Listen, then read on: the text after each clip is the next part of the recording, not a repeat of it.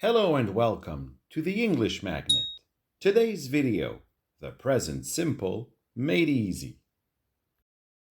It's time to dive into one of the most essential parts of English grammar, the present simple tense. Very common and widespread, but don't be fooled by its simplicity. There are traps that can mislead even the most experienced speakers. We'll cover its structure, which includes numerous exceptions, and when to use it. So stick around as we break it down. Ready to master the basics? Let's get started. Structure of the present simple. Okay, the present simple is pretty straightforward. Add the base form of the verb to a subject. I climb, you contemplate, we reach, they dig. I've skipped over he, she, and it on purpose because these pronouns represent the third person singular, which requires an S added at the end of the base form. This gives us she giggles, he pulls, it shows. That's the general rule. Now let's go over several different special cases that only apply to he, she, it. Verbs ending in O, S, X, CH, SH, SS, ZZ require an ES ending instead of just an S. Example: she goes, he busses, it fixes, she crunches, he slashes, it compresses, he buzzes. Please note that to quiz doubles the Z, making she quizzes, and verbs ending in OO are regular verbs, such as he boos.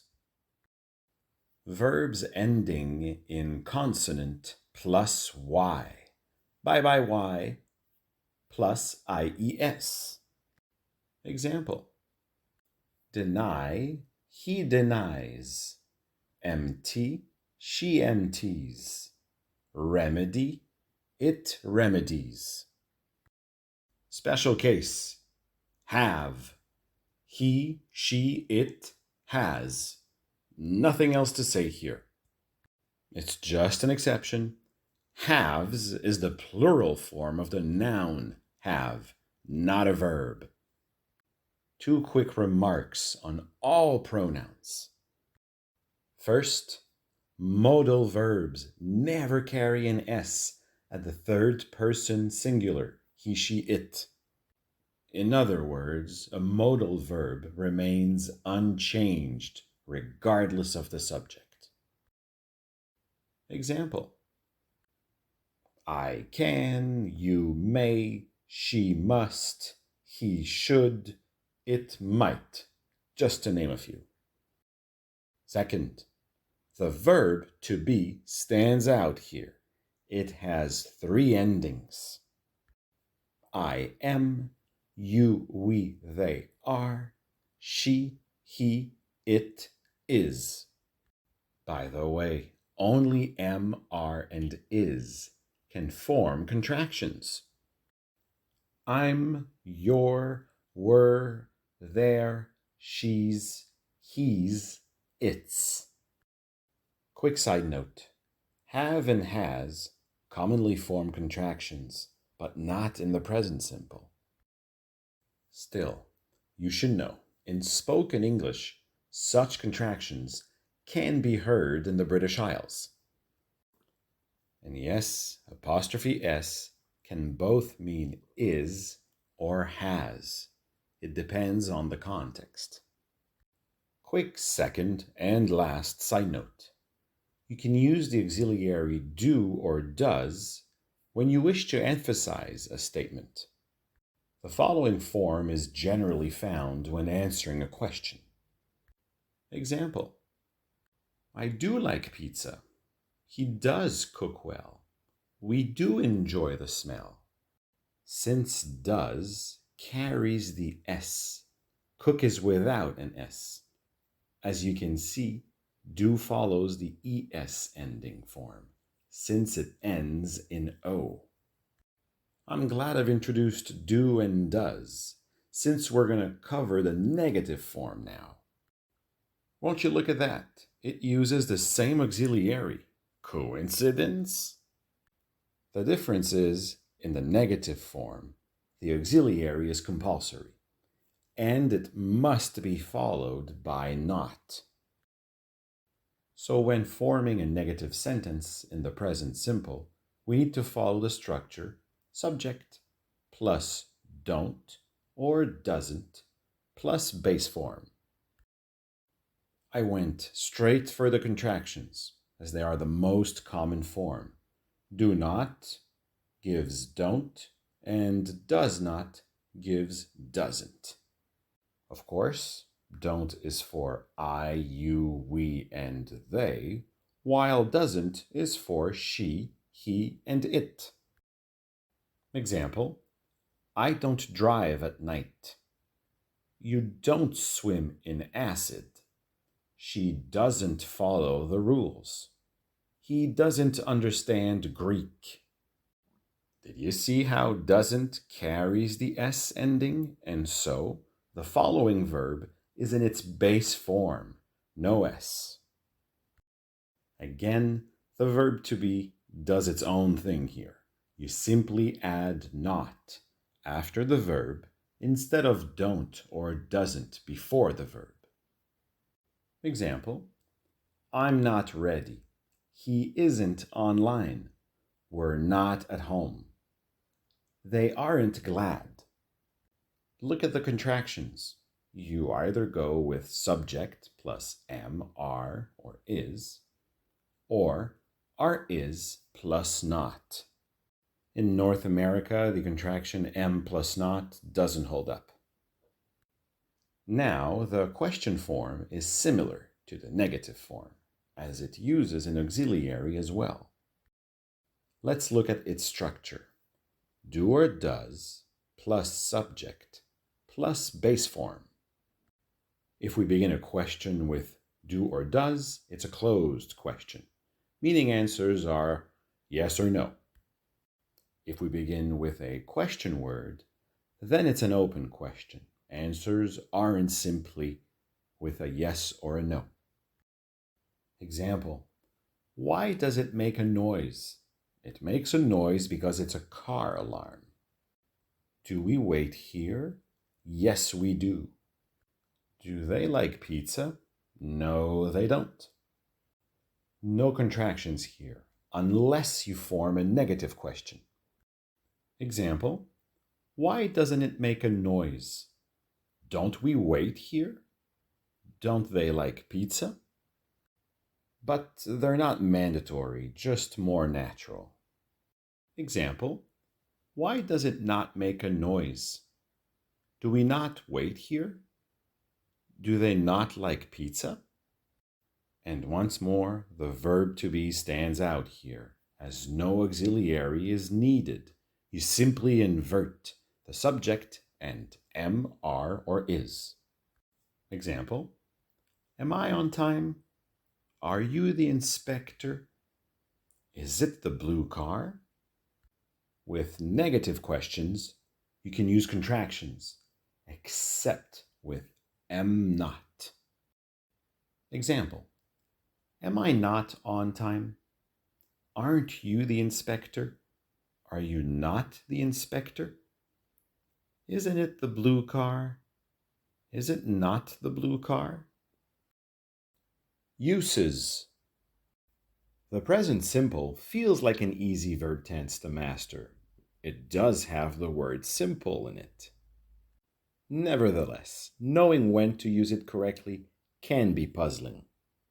Therefore, understanding why and when you should rely on the present simple will give you an edge in your English journey. Let's go over the 6 main cases. It's used to share a factual statement. The present simple is used to express facts that are always true or universally accepted. Example: our planet orbits the sun. It's a fundamental fact of nature. No debate here, really. Penguins don't fly. As far as we know, that's true and always has been, and will be. It's used to express a habit. The present simple is used to describe actions that happen regularly or simple routines. It emphasizes the repeated pattern of an action. It happened before and will happen in the future as well. Example: he jogs every evening. This action happens consistently and is likely to continue over time. It's a habit. We drink tea together in the morning. Like clockwork, this action is part of one's routine, just as you watch our videos weekly. It's used to present a permanent situation. It describes situations or states that are generally true for a long period or indefinitely. It's akin to a mix of a factual statement and a habit. In other words, it conveys a lasting and unchanging reality. Example: Veronica lives in downtown New York. It's her home base, and there's no time marker attached to this situation.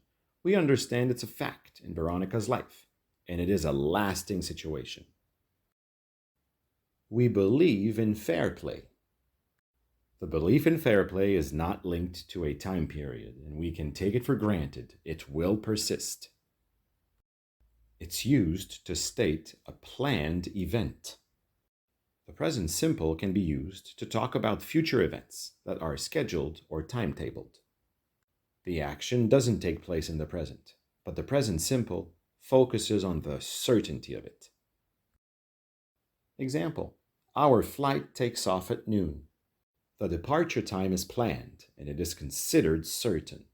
You could use the future simple: our flight will take off at noon. Then you focus on it being a future event, rather than a planned event. The circus comes to town next month. Even though we have a future time marker, the emphasis is on the planned nature of the event.